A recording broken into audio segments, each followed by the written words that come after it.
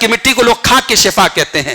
ارے میرا عقیدہ تو یہ ہے, حضرت حسین ابن علی نواسے رسول تھے, وہ اس نبی کے نواسے تھے جس نبی نے امت کو توحید سکھائی تھی. کسی مٹی کے بارے میں یہ عقیدہ رکھنا کہ اس میں شفا ہوتی ہے, اور وہ بھی کربلا کی مٹی, جس سرزمین پر سیدنا حسین رضی اللہ عنہ کے ساتھ اتنا بڑا ظلم کیا گیا, اس سرزمین کی مٹی کو شفا سمجھنا یہ جہالت ہے میرے پیارے ساتھیوں. حضرت حسین ابن علی ان تمام چیزوں سے بیزار ہیں, اور ہمارا یہی عقیدہ ہے میرے بھائیوں. ہم اہل بیت سے بھی محبت کرتے ہیں, ہم اصحاب رسول سے بھی محبت کرتے ہیں, اور ہماری محبت اہل بیت اس بات کی محتاج نہیں ہے کہ ہم صحابہ رسول پر ہم تبرہ کریں اور صحابہ رسول پر ہم لان تان کریں, تب یہ مانا جائے گا کہ ہم اہل بیت سے محبت کرتے ہیں. الحمدللہ ہمارے دونوں ہاتھ میں لڈو ہیں, ہم صحابہ کرام سے بھی محبت کرتے ہیں اور ہم اہل بیت رسول سے بھی محبت کرتے ہیں. آج محرم کا مہینہ آتا ہے تو ہم حسین رضی اللہ تعالیٰ عنہ کا نام گلی گلی نکڑ نکڑ سنتے ہیں, اور ہمیں صرف ان کی شہادت سنائی جاتی ہے. کربلا میں یہ ہوا, وہ ہوا, فلاں نے تلوار چلائی, فلاں نے خنجر چلایا, فلاں نے نیزہ چلایا, حضرت زینب کے ساتھ یہ ہوا. بھئی حضرت حسین کا جب انتقال ہوا ان کی عمر 60-62 سال کی تھی. حسین رضی اللہ تعالیٰ عنہ کی 62 سال کی زندگی میں تمہیں صرف شہادت کا دن ملا ہے. ان کی زندگی کے اور کارنامے کیا تھے, ان کی عبادت کیسی تھی, ان کی سخاوت کیسی تھی, ان کی تلاوت کیسی تھی, ان کا صحابہ کرام کے ساتھ بیہیویئر کیسا تھا, ان کا کردار کیسا تھا, انہوں نے اسلام کے لیے کیا قربانیاں دیں. یہ تمام باتیں آج نظر انداز کر دی جاتی ہیں. راستے میں پتہ لگا کہ مسلم بن عقیل قتل کر دیے گئے اور کوفہ والوں نے غداری کی, وہیں سے حضرت حسین نے واپس پلٹنے کا ارادہ کیا. تاریخ کی تمام روایتیں, شیعہ سنی کی تاریخ کی روایتیں بتاتی ہیں کہ مسلم بن عقیل کے قتل کے بعد, ان کے قتل کی خبر سننے کے بعد حضرت حسین نے واپسی کا ارادہ کیا.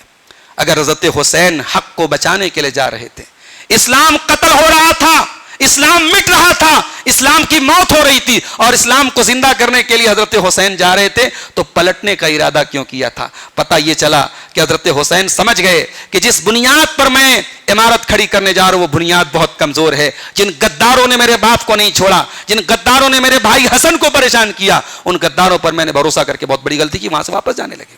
کہ نبی نے حضرت حسن کو اپنے کندھے پہ سوار کیا اور انہیں چومنے لگے, اور آپ نے فرمایا اللہم احبہ واحب من یحبہ, اے اللہ تو حسن سے محبت کر, اور جو حسن سے محبت کرے تو اس سے محبت کر. یہ بڑی واضح حدیثیں, صحیحین کی حدیثیں ہیں. حسن و حسین کی محبت کسی ایک فرقے کا امتیاز نہیں ہے, اس پر کسی کا کاپی رائٹ نہیں ہے. ہم بھی حسن و حسین سے محبت کرنے والے ہیں, اور ہماری حسن و حسین کی محبت کسی تبرہ کی محتاج نہیں ہے, کسی لعنت کی محتاج نہیں ہے. ہم ابو بکر والے بھی ہیں, ہم عمر والے بھی ہیں, ہم عثمان غنی والے بھی ہیں, ہم علی والے بھی ہیں, اور ہم حسن و حسین والے بھی ہیں. ہمارا اصول بڑا صاف ہے, ہمارا منہج بڑا کلیئر ہے. جنہیں نبی نے چاہا ہم ان سب کو چاہتے ہیں, جنہوں نے نبی سے محبت کی ہم ان سب سے محبت کرتے ہیں. 4000 لوگوں کے سامنے یہ 72 لوگ کتنی دیر تک جنگ کرتے ہیں؟ 10 محرم الحرام سن 61 ہجری کو یہ دردناک حادثہ پیش آیا. امت کی تاریخ کا یہ سیاہ دن تھا جس دن نواسے رسول اپنے گھر والوں کے ساتھ, اپنے اہل بیت کے ساتھ شہید کیے گئے, اور حضرت حسین بھی لڑتے لڑتے شہید ہوئے. وہ چاہتے تو ابن زیاد کی بات مان لیتے, مگر انہوں نے عزت اور خودداری کی موت کو ذلت کی زندگی پر ترجیح دی, اور اللہ کی راہ میں لڑتے لڑتے شہید ہوئے. حضرت حسین کے بدن پہ 33 زخم تھے, حضرت حسین کے ساتھ 72 لوگ شہید ہوئے, جس میں سے 17 لوگ ان کے اہل بیت میں سے تھے, اور ان کے گھر والوں میں صرف ان کا ایک بیٹا علی الاصغر جو ہے وہی بچے تھے, وہ بیمار تھے. حضرت حسین کی شہادت کے وقت عمر جو ہے تقریباً 57-58 برس کی تھی. ان کے قاتل کا نام سنان ابن انس نخعی. حسن کا انتقال ہو گیا, ان کے جنازے کو چارپائی پہ رکھا گیا, اور ان کو لوگ لے کر کے رسول اللہ کے مصلی کے پاس لے گئے جہاں جنازہ پڑھا جاتا تھا. پھر حضرت حسن کا جنازہ حسین رضی اللہ تعالیٰ نے پڑھایا, اور جب جنازہ پڑھ لیا گیا اس کو اللہ کے نبی کی قبر کے پاس جنازہ لایا گیا. جب حضرت عائشہ کو یہ بات پتہ لگی کہ لوگ حسن ابن علی کا جنازہ لے کے آئے ہیں رسول اللہ کے ساتھ دفن کرنے کے لیے, تو حضرت عائشہ کھچر پہ سوار ہو کر کے آئیں, اور پہلی عورت تھی جو اسلام میں جنہوں نے کھچر پہ سواری کی تھی, اور آ کر کے کھڑی ہو گئی اور کہنے لگی نحو ابنکم عن بیتی, اپنے بیٹے کو ہٹاؤ میرے گھر کے پاس سے, میرے گھر میں کوئی دفن نہیں ہوگا, رسول اللہ کے پردے کو چاک نہیں کیا جائے گا, میں رسول کی بیوی ہوں, یہ میرا کمرہ ہے, میرے کمرے میں کسی اور کو دفن نہیں کیا جائے گا. تو حسین ابن علی نے کہا کہ پہلے تو نے اور تیرے باپ نے اللہ کے رسول کا پردہ چاک کیا ہے اور تو نے اللہ کے رسول کے گھر میں ایسے انسان کو داخل کیا ہے جس سے اللہ کے رسول محبت. یہ پوری لمبی روایت میں پڑھنا نہیں چاہتا میرے ساتھیوں. میں یہ روایت پڑھ کے صرف آپ کو اتنا بتانا چاہتا ہوں کہ یہ ان حضرات کی سب سے معتبر کتاب الکافی، اس کی یہ روایت ہے. حضرت عائشہ کو وہ اہل بیت کا دشمن قرار دینا اور یہ الٹے سیدھے الفاظ حضرت عائشہ کی زبان سے ان کی کتاب میں نقل کیا گیا. مصطفیٰ کے نواسے حسین و حسن، مصطفیٰ کے نواسے حسین و حسن، سب کی آنکھوں کے تارے حسین و حسن، جن کی ماں فاطمہ جن کے بابا علی، مرتضیٰ کے دلارے حسین و حسن، سجدہ بھی کر دیا مصطفیٰ نے طویل، پشت پر آج بیٹھے حسین و حسن، نام پر ان کے قربان سب کر دیا، جان و دل سے پیارے حسین و حسن، بغض ان سے جو رکھے وہ مومن نہیں، مومنوں کا مومنوں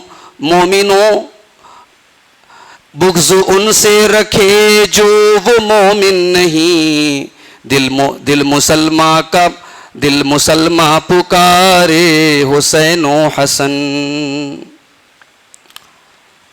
محترم حضرات،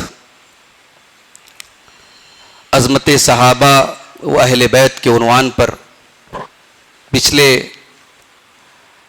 5 روز سے لگاتار ہمارا یہ سلسلہ بنارس کی مختلف مساجد پر چل رہا تھا، جس میں آپ نے اب تک خلفائے اربعہ، خلفائے راشدین حضرت ابو بکر، عمر، عثمان اور علی رضی اللہ تعالیٰ عنہم کی سیرت اور ان کے فضائل کو سماعت کیا ہے. آج مسجد اہل حدیث دارا نگر میں اسی سلسلے کی 5ویں کڑی کے طور پر ہماری جو گفتگو ہے اس کا عنوان ہے سیرت و فضائل حضرت حسن و حسین رضی اللہ تعالی عنہما. میرے بھائیوں، محرم الحرام کا مہینہ جیسے ہی شروع ہوتا ہے، گلی گلی نکڑ نکڑ ہم زبانوں پر یہ لفظ بار بار سنتے ہیں، حضرت حسن کا نام، حضرت حسین کا نام.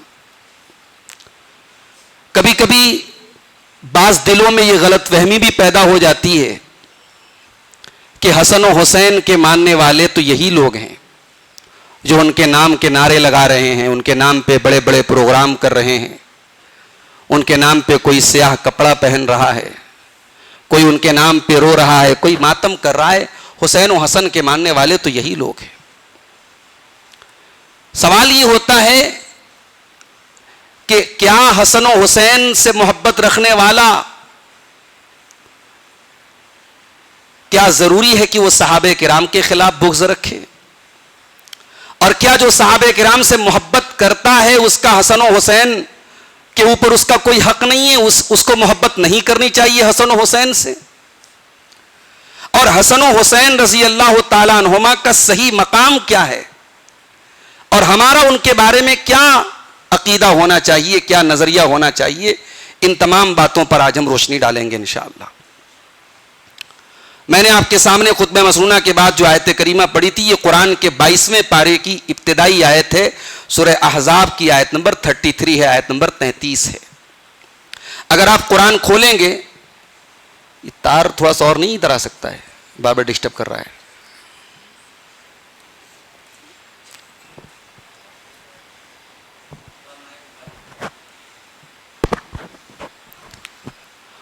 قرآن کے 23ویں پارے کی 22ویں پارے کی ابتدائی آیات اگر آپ دیکھیں گے تو ان آیتوں میں اللہ تعالیٰ نے اپنے رسول کی بیویوں کو خطاب کیا ہے. اے نبی کی بیویوں یہ کرو، اے نبی کی بیویوں یہ مت کرو. وہ پورا سلسلہ کلام جو ہے وہ نبی کی ازواج مطہرات کے بارے میں ہے, امہات المومنین کے بارے میں ہے. اسی کانٹیکسٹ میں یہ آیت ہے سورہ احزاب کی آیت نمبر 33. اس کو بہت غور سے سنیے گا. اللہ فرماتا ہے وَقَرْنَ فِي بُيُوتِكُنَّ وَلَا تَبَرَّجْنَ تَبَرُّجَ الْجَاهِلِيَّةِ الْأُولَى. اے نبی کی بیویوں, اپنے گھروں میں عزت اور وقار کے ساتھ رہا کرو, اور کبھی اگر گھر کے باہر نکلنا پڑے تو بناؤ سنگار کر کے دور جاہلیت کی طرح بن سنور کر کے نہ نکلا کرو. وَأَقِمْنَ الصَّلَاةَ, اور نماز قائم کرو. وَآتِينَ الزَّكَاةَ, زکات ادا کرو. وَأَطِيعْنَ اللَّهَ وَرَسُولَهُ, اور اللہ کی اطاعت کرتی رہو, رسول کی اطاعت کرتی رہو. انما يريد الله ليذهب عنكم الرجس اهل البيت ويطهركم تطهيرا. اے نبی کے اہل بیت, یہ تعلیمات اللہ تعالیٰ اس لیے دے رہا ہے, یہ احکام اس لیے دے رہا ہے کیونکہ اللہ تعالیٰ تم سے ہر گندگی کو دور کرنا چاہتا ہے اور تم کو پوری طریقے سے پاک و صاف کرنا چاہتا ہے. یہ قرآن کی آیت ہے, قرآن کی 22ویں پارے کی سورہ احزاب کی آیت نمبر 33 ہے. اس کے آگے پیچھے کی آیتوں کو بھی سامنے رکھیں تو ایک بات 2 اور 2 4 کی طرح کلیئر ہے کہ یہ آیت کس کے بارے میں ہے؟ اللہ کے نبی کی ازواج مطہرات کے بارے میں. مگر بہت افسوس کی بات یہ ہے کہ اہل بیت سے محبت کا ڈھیڈورا پیٹنے والا ایک طبقہ قرآن کی اس آیت میں اہل بیت سے مراد کہتا ہے صرف 5 لوگ ہیں. محمد صلی اللہ علیہ وسلم, حضرت علی, حضرت فاطمہ, حضرت حسن, حضرت حسین, بس یہی پنجتن ہے جو یہاں مراد ہیں. وہ اللہ کے نبی کی ازواج مطہرات کو اہل بیت میں شامل نہیں مانتے, بلکہ وہ تو بڑے گھناؤنے الزامات لگاتے ہیں, جس میں سے ایک الزام یہ ہے کہ جب حضرت حسن کا انتقال ہوا تو حضرت عائشہ نے حضرت حسن کو نبی کی قبر کے پاس دفن ہونے نہیں دیا اور حسن رضی اللہ تعالیٰ عنہ کے جنازے پر تیر چلوائے. اس روایت کی حقیقت بھی میں آپ کو میں بتاؤں گا, سناؤں گا. میرے بھائیوں, قرآن کو کھلواڑ بنا دیا گیا. قرآن کی آیتوں سے جو بات ایک معمولی پڑھے لکھے انسان کو بھی کلیئر طریقے سے سمجھ میں آ سکتی ہے کہ قرآن کی آیت نبی کی بیویوں کے بارے میں ہے, اس سے اللہ کے نبی کی بیویوں کو مستثنا کیا جاتا ہے. تو بہرحال یہ آیت اہل بیت کی فضیلت میں بہت بڑی دلیل ہے. اب اہل بیت سے مراد کون ہے, اس پر ہم تفصیل سے انشاءاللہ آخری لیکچر جو اس ہماری سیریز کا ہوگا جلالی پورہ میں, اس میں ہم بات کریں گے. آج مختصر طور پہ آپ یہ سمجھیے کہ اہل بیت سے مراد اللہ کے نبی کی بیویاں بھی ہیں, اللہ کے نبی صلی اللہ علیہ وسلم کے خاندان کے وہ تمام لوگ اہل بیت میں شامل ہیں جو مسلمان تھے.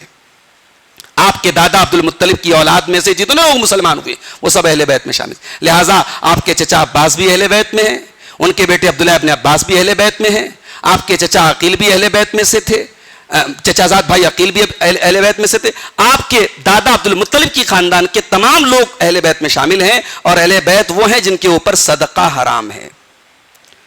اب یہاں جو نبی اللہ تعالیٰ نے کہا کہ اے نبی کے اہل بیت, اللہ تم سے گندگی کو پاک اور صاف کرنا چاہتا ہے, اس میں قرآن کی آیت سے تو ایک بات کلیئر ہو گئی کہ نبی کی بیویاں مراد ہیں, لیکن اللہ کے نبی نے اسپیشلی خاص طور پہ ان 4 ہستیوں کو بھی اپنے اہل بیت میں شامل کیا ہے. اور یہ روایت بھی بیان کرنے والی ہم سب کی پیاری ماں حضرت ام المومنین حضرت عائشہ صدیقہ ہے. آئیے وہ روایت دیکھتے ہیں. یہ صحیح مسلم کی 24 نمبر کی آیت ہے. حدیثوں کا نمبر میں عام طور سے بیان نہیں کرتا ہوں, مگر یہ میرے سامنے نمبر ہے, یہ ذرا قاعدے سے اس کو آپ یاد کر لیں. یہ صحیح مسلم کا 24 نمبر ہے. حضرت عائشہ کہتی ہیں کہ اللہ کے نبی ایک دن صبح نکلے, وَعَلَيْهِ مِرْطٌ مُرَحَّلٌ مِّنَ الشَّعْرِ أَسْوَدًا, اللہ کے نبی ایک کالے رنگ کی چادر اوڑھ کر کے نکلے. فَجَاءَ الْحَسَنُ بْنُ عَلِيٍّ فَأَدْخَلَهُ, حضرت حسن ابن علی آئے, آپ نے اپنی چادر میں ان کو داخل کر لیا. حضرت حسین آئے, آپ نے ان کو داخل کر لیا. پھر حضرت فاطمہ آئیں, آپ نے ان کو بھی اپنی چادر میں داخل کر لیا. پھر حضرت علی آئے, آپ نے ان کو بھی اپنی چادر میں داخل کیا. پھر آپ نے فرمایا انما یرید اللہ لیذھب عنکم الرجس اہل البیت ویطہرکم تطہیرا. آپ نے قرآن کی یہی آیت پڑھی کہ اے نبی کے اہل بیت, اللہ تم سے ہر گندگی کو دور کرنا چاہتا ہے.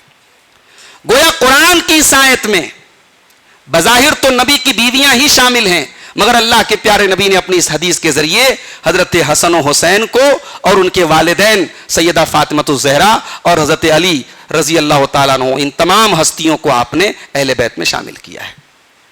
اور آگے بڑھیے. اللہ کے پیارے نبی کی دونوں نواسے, ان کی زندگی بیان کرنے سے پہلے میں ایک بات کہنا چاہتا ہوں. آج محرم کا مہینہ آتا ہے تو ہم حسین رضی اللہ تعالیٰ عنہ کا نام گلی گلی نکڑ نکڑ سنتے ہیں, اور ہمیں صرف ان کی شہادت سنائی جاتی ہے. کربلا میں یہ ہوا, وہ ہوا, فلاں نے تلوار چلائی, فلاں نے خنجر چلایا, فلاں نے نیزہ چلایا, حضرت زینب کے ساتھ یہ ہوا. بھئی حضرت حسین کا جب انتقال ہوا ان کی عمر 60-62 سال کی تھی. حسین رضی اللہ تعالیٰ عنہ کی 62 سال کی زندگی میں تمہیں صرف شہادت کا دن ملا ہے. ان کی زندگی کے اور کارنامے کیا تھے؟ ان کی عبادت کیسی تھی, ان کی سخاوت کیسی تھی, ان کی تلاوت کیسی تھی, ان کا صحابہ کرام کے ساتھ بیہیویئر کیسا تھا, ان کا کردار کیسا تھا, انہوں نے اسلام کے لیے کیا قربانیاں دیں. یہ تمام باتیں آج نظر انداز کر دی جاتی. تو آج کے اس درس میں ہم حضرت حسن و حسین کی شہادت پر زیادہ فوکس نہ کر کے ہم ان کی سیرت پر فوکس کریں گے, ان کے فضائل پر فوکس کریں گے. آئیے پہلے ہم کچھ ایسی روایتیں پڑھتے ہیں جو ہمارے یہاں اہل سنت کے یہاں, محدثین کے یہاں یعنی صحیح ترین روایتیں ہیں. بخاری اور مسلم کی روایتیں ہیں یا حدیث کی دیگر کتابوں بالکل صحیح سند سے روایتیں آئی ہیں, ذرا سنیے گا. حضرت بریدہ کہتے ہیں اللہ کے پیارے نبی خطبہ دے رہے تھے, اتنے میں حضرت حسن و حسین آئے اور وہ دونوں لال رنگ کا کرتا پہنے ہوئے تھے, سرخ رنگ کا کرتا پہنے ہوئے تھے. یمشیان و یعصران, دونوں چلتے ہوئے آ رہے تھے, پاؤں لڑکھڑا رہے تھے. چھوٹے حضرت حسن پیدا ہوئے تھے سن 3 ہجری میں, حضرت حسین پیدا ہوئے تھے سن 4 ہجری میں. یعنی اللہ کے نبی کی وفات کے وقت حضرت حسن کی عمر جو تھی وہ تقریباً 8 برس کی تھی, حضرت حسین کی 7 برس کی تھی. تو اب اس درمیان کا یہ واقعہ ہے تو آپ مان لیجئے کہ 4-5 سال کے بچے رہے ہوں گے. اب 4-5 سال کے بچے جو ہے وہ ظاہر ہے کہ چلتے ہیں, لڑکھڑاتے ہیں, گرتے ہیں, پڑتے ہیں. حضرت حسن و حسین مسجد میں آ رہے ہیں, اللہ کے پیارے نبی خطبہ دے رہے ہیں. اللہ کے پیارے نبی ممبر سے اترے, فحملہما, آپ نے اپنے ان دونوں نواسوں کو اٹھایا, ووضعہما بین یدیہ, اور اپنے سامنے بٹھایا. پھر آپ نے فرمایا صدق اللہ, اللہ نے سچ فرمایا, انما اموالکم و اولادکم فتنہ, تمہارا مال اور تمہاری اولاد فتنہ ہے. نظرت الی ھذین الصبیین یمشیان, میں نے اپنے ان دونوں بچوں کو چلتے ہوئے دیکھا, فلم اصبر, مجھ سے صبر نہ ہوا, حتی قطعت حدیثی, میں نے اپنی گفتگو کو روک دیا, ورفعتہما, اور ان کو اٹھا لیا گود میں. تو حسن و حسین کون ہیں جن کے لیے نبی نے اپنا خطبہ روک دیا. بھئی خطبہ جمعہ جو ہے بڑی امپورٹنٹ چیز ہے, بڑی اہم چیز ہے, مگر اللہ کے پیارے نبی کی نظر میں اور آپ کے دل میں حسن و حسین کی یہ عظمت ہے کہ اپنے ان دونوں نواسوں کو دیکھ کر کے آپ نے اپنے خطبے کو روک دیا, ان سے لاڈ پیار کیا, اور پھر قرآن کی آیت پڑھی کہ مال اور اولاد فتنہ ہوتے. یعنی اللہ کے نبی اپنے ان دونوں نواسوں کو اپنی اولاد, چونکہ اولاد کی اولاد تھے تو اولاد کی طرح عزیز رکھتے تھے اور محبت کرتے تھے. ایک اور حدیث دیکھیے, یہ ترمذی کی روایت ہے. ابو سعید خدری کہتے ہیں اللہ کے نبی نے فرمایا الحسن والحسین سیدہ شباب اہل الجنہ, حسن و حسین جنتی نوجوانوں کے سردار ہیں. ایک بات یہ سمجھ میں نہیں آتی کہ اللہ کے نبی نے جنتی نوجوانوں کا سردار کیوں کہا حضرت حسن و حسین کو, کیونکہ یہ دونوں جب ان کا انتقال ہوا تو یہ نوجوان نہیں تھے. حضرت حسن کا بھی انتقال کے ٹائم تقریباً ان کی عمر 58 برس کی تھی, اور سیدنا حسین رضی اللہ تعالیٰ عنہ جب شہید ہوئے ان کی عمر بھی 60 پلس تھی, تو نوجوان تو نہیں تھے انتقال کے ٹائم. اور جنتی نوجوانوں کے سردار کا کیا مطلب ہے؟ جنت میں تو تمام لوگ نوجوان بن کر کے جائیں گے. تو اس حدیث سے کیا مراد ہے؟ امام صاحب تحفہ امام عبد الرحمن مبارک پوری, جو ترمذی کی شرح انہوں نے لکھی ہے تحفۃ الاحوزی, ہمارے اسی بنارس سے 100 کلومیٹر دور ایک جگہ ہے مبارک پور, وہاں کی سرزمین پر ایک عالم پیدا ہوئے علامہ عبد الرحمن مبارک پوری. انہوں نے ترمذی کی شرح لکھی جس کا نام ہے تحفۃ الاحوزی, اور پورے عرب اور عجم میں وہ کتاب پڑھی جاتی ہے. جی, جس علاقے میں ایسے ایسے علماء پیدا ہوئے ہوں, جس خطے میں آج اس خطے میں جہالت اور جو ہے تعلیم کی کمی ہے اور جہالت کا دور دورہ, یہ بہت افسوس کی بات ہے. تو علامہ عبد الرحمن مبارک پوری لکھتے ہیں کہ اس حدیث کا مطلب یہ ہے, ایک مطلب تو یہ ہے کہ اپنے زمانے کے, جو اس زمانے کے جتنے نوجوان تھے ان نوجوانوں کے سردار ہوں گے حضرت حسن و حسین. اور ایک معنی اس کا یہ لیا گیا کہ نوجوان سے مراد یعنی طاقتور لوگ جو ہوں گے, دنیا میں جتنے لوگوں نے دین کے لیے قربانیاں دی ہیں اور جنہوں نے اپنی طاقت کا دین کے لیے استعمال کیا، ان لوگوں کے سردار ہوں گے حسن و حسین رضی اللہ تعالیٰ عنہ۔ تو یہ الگ الگ اس حدیث کی شرح کی گئی ہے، اور اس حدیث کا قطعاً یہ مطلب نہیں ہے کہ انبیاء سے بھی افضل ہیں حضرت حسن و حسین۔ یہ بات بھی، یہ وضاحت بھی کی علماء نے اور شارحین نے کہ اس حدیث کا یہ مطلب نہیں کہ علی الاطلاق نبیوں کے بھی سردار ہوں گے یہ، اور باقی تمام صحابہ کرام کے سردار ہوں گے۔ جو حضرت ابو بکر، عمر، عثمان، علی کا اپنا مقام ہے، ظاہر ہے کہ وہ ان سے افضل ہیں۔ ان کے والد حضرت علی ان سے افضل ہیں، ان کی اپنی پوزیشن ہے۔ حضرت علی کا اپنا مقام ہے، حضرت عثمان کا اپنا مقام ہے، حضرت عمر کا اپنا مقام ہے، حضرت ابو بکر کا اپنا مقام ہے۔ تو جنتی نوجوانوں کے سردار ہونے کا یہ مطلب نہیں کہ تمام انبیاء سے ان کو افضل مانا جائے یا باقی تمام صحابہ سے ان کو افضل مانا جائے۔ ایک اور حدیث دیکھیے، یہ بخاری کی روایت ہے، بخاری میں 5994 نمبر کی حدیث ہے۔ حضرت عبداللہ ابن عمر کے پاس ایک آدمی آیا اور اس نے کہا کہ حالت احرام میں اگر مجھ سے مچھر مر جائے تو اس کا کیا مسئلہ ہے؟ تو انہوں نے پوچھا کہ یہ سوال کون پوچھ رہا ہے بھائی؟ اتنا تقوی والا آدمی حالت احرام میں مچھر مر گیا تو مسئلہ پوچھ رہا ہے؟ اتنا متقی آدمی کہاں کا ہے؟ پوچھو ممن انت، کہاں سے ہو تم؟ تو جواب ملا کہ یہ عراق کا ہے، یہ عراق کا ہے، جہاں کوفہ ہے، جہاں بصرہ ہے، عراق کی سرزمین کا ہے۔ تو حضرت عبداللہ ابن عمر نے ایک بڑی پیاری بات کہی، کہا انظروا الی ھذا یسألنی عن دم البعوث، اس آدمی کو دیکھو، یہ مجھ سے مچھر کے خون کے بارے میں مسئلہ پوچھ رہا ہے کہ حالت احرام میں مچھر مر جائے تو مجھے کیا دم دینا پڑے گا، کیا قصاص دینا پڑے گا۔ وقد قتلوا ابن النبی، اور انہوں نے ہی، انہی عراق والوں نے، انہی کوفہ والوں نے نبی کے بیٹے حسین کو قتل کیا تھا، نبی کے لاڈلے حسین کو قتل کیا تھا۔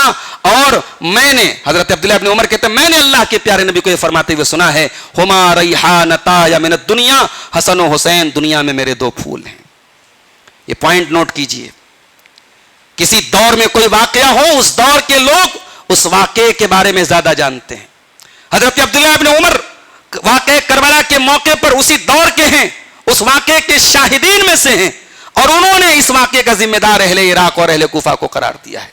دماغ کی گرہیں کھولو، ذمہ دار کون تھے اور ذمہ دار کن کو بنایا گیا، اور الزامات کی بوچھار کن کے اوپر کی جاتی ہے، اور سن 61 ہجری میں جو واقعہ ہوا اس کے لیے ذمہ دار ابو بکر، عمر اور عثمان تک کو قرار دیا جاتا ہے۔ حضرت معاویہ جو اس واقعے کے پہلے انتقال کر چکے تھے ان کو ذمہ دار قرار دیا جاتا ہے۔ میرے پیارے ساتھیوں، حضرت عبداللہ ابن عمر کی اس حدیث سے دو باتیں معلوم ہوئی، ایک تو یہ کہ انہوں نے قتل حسین کا ذمہ دار اہل عراق کو قرار دیا، اور دوسری بات یہ معلوم ہوئی کہ انہوں نے کہا کہ حسن و حسین کو اللہ کے نبی نے فرمایا یہ دونوں دنیا میں میرے دو پھول ہیں۔ صحیح بخاری کی 3747 نمبر کی حدیث، اسامہ بن زید رضی اللہ عنہ، اللہ کے نبی ان کو اور حضرت حسن کو دونوں کو گود میں لے کے کہتے تھے، اللہم انی احبہما، اے اللہ میں اسامہ بن زید سے بہت محبت کرتا ہوں۔ اسامہ بن زید کون تھے؟ یہ زید ابن حارثہ کے بیٹے تھے۔ زید ابن حارثہ کون تھے؟ جن کو اللہ کے نبی نے بیٹے کی طرح پالا تھا، نبی بہت محبت کرتے تھے، اور اسامہ ان کے بیٹے تھے۔ تو اسامہ بن زید اور حسن ابن علی دونوں کو اللہ کے پیارے حبیب نے اپنی گود میں لیا اور کہا کہ اے اللہ میں ان سے محبت کرتا ہوں، تو بھی اس سے محبت کر۔ اور آگے بڑھیے، صحیح بخاری کی 3749 نمبر کی اور صحیح مسلم کی 2422 نمبر کی ایک حدیث ہے۔ برا ابن عازب کہتے ہیں میں نے اللہ کے نبی کو دیکھا کہ آپ نے حضرت حسن ابن علی کو اپنے کندھے پہ اٹھایا ہوا ہے اور آپ کہہ رہے ہیں اللہم انی احبہ فاحبہ، اے اللہ میں حسن ابن علی سے محبت کرتا ہوں تو اس سے محبت کر۔ حضرت ابو ہریرہ کہتے ہیں ایک مرتبہ اللہ کے نبی دن میں نکلے اور آپ بازار میں آئے، بنو قینوقہ کے بازار میں آئے، پھر وہاں سے بازار سے آپ حضرت فاطمہ کے گھر پہنچے اور آپ نے جا کے پوچھا اتم لکؤ، بچوا کہاں ہے؟ عربی میں لوکا بولتے ہیں چھوٹے بچے کو۔ آپ نے بڑے پیار سے کہا میرا بچہ کہاں ہے، میرا بچوا کہاں ہے، اتم لکؤ، میرا بیٹا کہاں ہے؟ تو حضرت فاطمہ رضی اللہ تعالیٰ عنہ نے تھوڑی دیر بعد حضرت حسن کو لے کے آئی وہ، تو حضرت ابو ہریرہ کہتے ہیں کہ مجھے ایسا لگا کہ وہ اس کو کوئی مالا وغیرہ، چھوٹے بچوں کو مالا والا پہناتے تھے یا ان کو غسل دے رہی تھی، کچھ پہنا رہی تھی یا غسل دے رہی تھی، تھوڑی دیر میں لے کے آئی۔ تو اللہ کے نبی نے حضرت حسن کو اپنے کندھے پہ سوار کیا اور انہیں چومنے لگے اور آپ نے فرمایا اللہم احبہ واحب من یحبہ، اے اللہ تو حسن سے محبت کر اور جو حسن سے محبت کرے تو اس سے محبت کر۔ یہ بڑی واضح حدیثیں صحیحین کی حدیثیں ہیں۔ حسن و حسین کی محبت کسی ایک فرقے کا امتیاز نہیں ہے، اس پر کسی کا کاپی رائٹ نہیں ہے۔ ہم بھی حسن و حسین سے محبت کرنے والے ہیں، اور ہماری حسن و حسین کی محبت کسی تبرہ کی محتاج نہیں ہے، کسی لعنت کی محتاج نہیں ہے۔ ہم ابو بکر والے بھی ہیں، ہم عمر والے بھی ہیں، ہم عثمان غنی والے بھی ہیں، ہم علی والے بھی ہیں، اور ہم حسن و حسین والے بھی ہیں۔ یہ ہمارا اصول بڑا صاف ہے، ہمارا منہج بڑا کلیئر ہے۔ جنہیں نبی نے چاہا ہم ان سب کو چاہتے ہیں، جنہوں نے نبی سے محبت کی ہم ان سب سے محبت کرتے ہیں۔ تو حضرت حسن رضی اللہ تعالیٰ عنہ کے بارے میں اللہ کے نبی نے کہا کہ اے اللہ تو حسن سے محبت کر، اور جو حسن سے محبت کرے تو اس سے محبت کر۔ یہ بخاری کی 2122 نمبر کی اور مسلم کی 2421 نمبر کی حدیث ہے۔ ایک اور حدیث دیکھیے، اور یہ حدیث تھوڑا ہمارے وہ بھائی بھی سنیں جو آج کل انٹرنیٹ پر بعض لوگوں کو سن کر کے صحابہ کرام کے بارے میں بدگمان ہو رہے ہیں۔ دین اور ایمان کی خبر نہیں، ایمان کس چڑیا کا نام ہے نہیں معلوم، لیکن بخاری کی وہ حدیث ان کو یاد ہے۔ حضرت عمار کے بارے میں اللہ کے نبی نے کہا اے عمار تجھے باغی جماعت قتل کرے گی، اے عمار تجھے باغی جماعت قتل کرے گی، اور عمار ان کو جنت کی طرف بلائیں گے اور وہ انہیں جہنم کی طرف بلائیں گے۔ یہ حدیث پڑھ کے ان کے دماغوں میں ڈالا گیا کہ صاحب یہ حدیث کس کے بارے میں ہے؟ حضرت معاویہ کے بارے میں ہے، کیونکہ انہی کی جماعت باغی جماعت تھی، وہی جماعت لڑ رہی تھی حضرت علی سے، اور جب وہ لڑ رہی تھی اور بخاری کی یہ حدیث کہہ رہی ہے کہ عمار کو باغی جماعت قتل کرے گی، لہذا مسئلہ دودھ اور پانی کی طرح کلیئر ہو گیا کہ حضرت معاویہ باغی تھے اور جہنم کی طرف بلا رہے تھے۔ جن لوگوں کو ایمان اور اسلام کی موٹی موٹی باتیں نہیں معلوم، ان کو اس حدیث کا نمبر بھی رٹا دیا گیا۔ علی مرزا جیسے جاہل کو فالو کرنے والے اپنی بائکوں پر اس حدیث کا نمبر، حدیث عمار کا نمبر نوٹ کر کے چلنے کے، صاحب ہمیں حدیث عمار بہت اچھی طریقے سے یاد ہے۔ ان سے پوچھو ایمان کے کتنے ارکان ہیں، ایمان کن کن چیزوں کو ماننے کا نام ہے، جواب نہیں دے پائیں گے۔ ان سے جنازے کی دعا پوچھ لو، نہیں، ان کو یہ حدیث یاد ہے۔ کہاں کس فطرے میں پڑے ہو میرے بھائیوں؟ تم سے بڑے بڑے قابل دنیا میں آئے اور چلے گئے، بڑے بڑے ائمہ اور محدثین دنیا میں آئے اور چلے گئے، جنہوں نے تم سے زیادہ دین کا مطالعہ کیا تھا۔ ان سے پوچھا گیا علی اور معاویہ کی جنگ کے بارے میں آپ کیا کہتے ہیں، صحابہ کے درمیان آپس میں جنگ ہوئی آپ کیا کہتے ہیں؟ بڑے بڑے ائمہ نے جواب دیا کہ ہم اپنی زبان کی حفاظت کریں گے، اللہ نے ہمیں ان جنگوں میں شامل ہونے سے بچایا، ہم اپنی زبان کی حفاظت۔ تو بیٹھ کے طے کرتا ہے کہ ہم ہوتے تو وہاں علی رضی اللہ عنہ کے ساتھ ہوتے اور معاویہ کے خلاف ہوتے۔ میں ابھی اس حدیث پر بعد میں آؤں گا، پہلے ایک موٹی سی بات کا جواب دو۔ اگر معاویہ رضی اللہ عنہ کی جماعت باغی تھی اور جہنم کی طرف بلا رہی تھی تو ایسی جماعت سے ظاہر کی جنگ کی جائے گی۔ قرآن کہتا ہے باغی جماعت سے قتال کرو فقاتلوا التی تبغی۔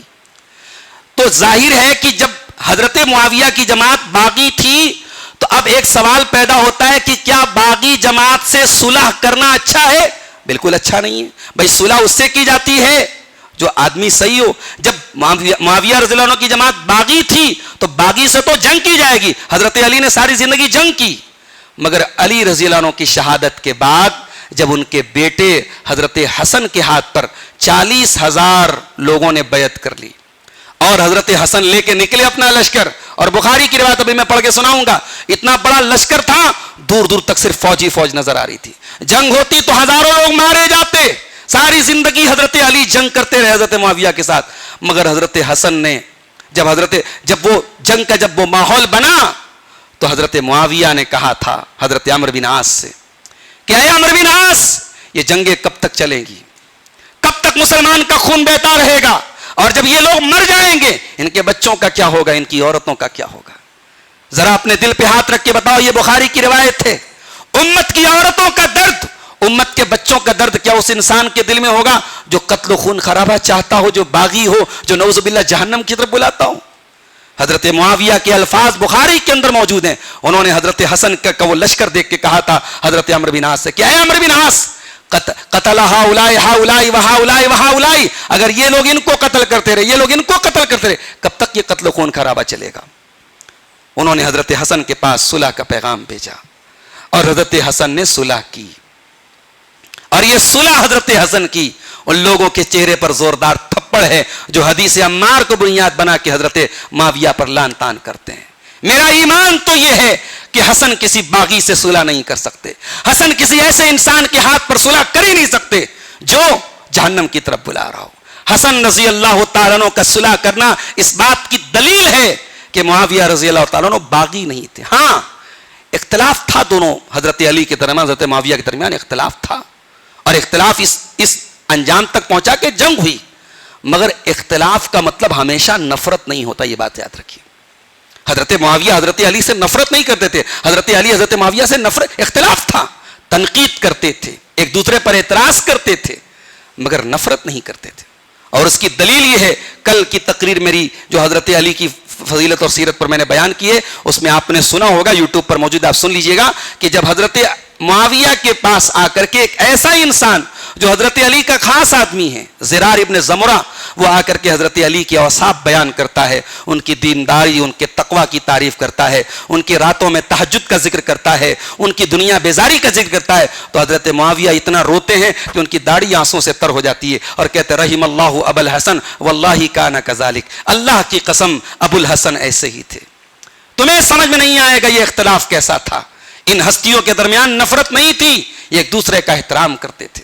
حضرت معاویہ اپنے انتقال کے پہلے اپنے بیٹے یزید کو نامینیٹ کر کے جاتے ہیں اپنے بعد خلیفہ, مگر وصیت کر کے جاتے ہیں کہ اگر تمہارے مقابلے میں اہل عراق حسین ابن علی کو لائیں گے تو حسین ابن علی کے ساتھ کوئی غلط کام مت ہونے دینا, ان کے ساتھ رسول اللہ کی قرابت ہے, وہ رسول اللہ کے نواسے ہیں, ان کے ساتھ کوئی بدتمیزی, کوئی غلط کام نہیں ہونا چاہیے. یہ الگ بات ہے کہ تاریخ کے پنے اس سیاہی سے بھرے ہیں جسے ہم چاہ کر کے بھی مٹا نہیں سکتے.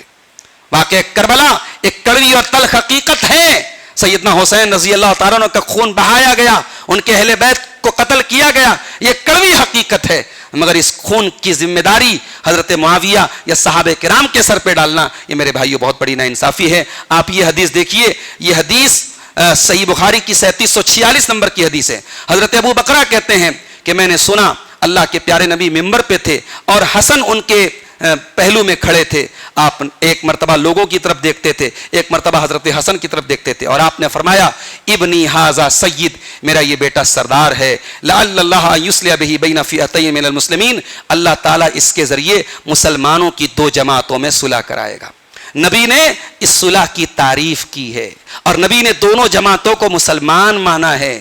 اس لیے معلوم یہ ہوا کہ دونوں طرف مسلمان تھے. نبی نے کسی کو کافر نہیں قرار دیا ہے, کسی کو باطل پہ قرار نہیں دیا ہے. ہاں, اللہ کے نبی کی دوسری حدیث سے معلوم ہوتا ہے, صحیح مسلم کی روایت سے معلوم ہوتا ہے کہ اللہ کے نبی نے فرمایا کہ خوارج کو وہ جماعت قتل کرے گی اول الطائفتین بالحق, جو دونوں جماعتوں میں حق سے زیادہ قریب ہوگی. اس کا مطلب کہ حضرت علی کا جو اسٹینڈ تھا کہ وہ خلیفہ وقت تھے, امیر المومنین تھے, حضرت عثمان غنی سے قصاص لینے کے لیے ان کو ٹائم دینا چاہیے تھا. حضرت معاویہ کا جو یہ اسٹینڈ اور یہ موقف تھا کہ نہیں, فوراً قصاص لیا جائے, اور خلیفہ وقت کے ہاتھ پر انہوں نے بیعت نہیں کی. حضرت معاویہ سے یہاں خطا ہوئی تھی. یہ امت کے بڑے بڑے ائمہ اور بڑے بڑے محدثین نے یہی موقف صحیح قرار دیا ہے, اور اللہ کے نبی کی یہ حدیث بھی بتا رہی ہے کہ آپ نے کہا کہ خوارج کو وہ جماعت قتل کرے گی جو حق سے زیادہ قریب ہوگی. اور اگر آپ پوچھیں کہ کون سی جماعت بالکل حق پر تھی, تو کان کھول کر کے سن لیجئے کہ صحابہ کے ان جھگڑوں میں سب سے حق پر وہ جماعت تھی جو ان جھگڑوں میں شامل نہیں ہوئی. حضرت سعد بن ابی وقاص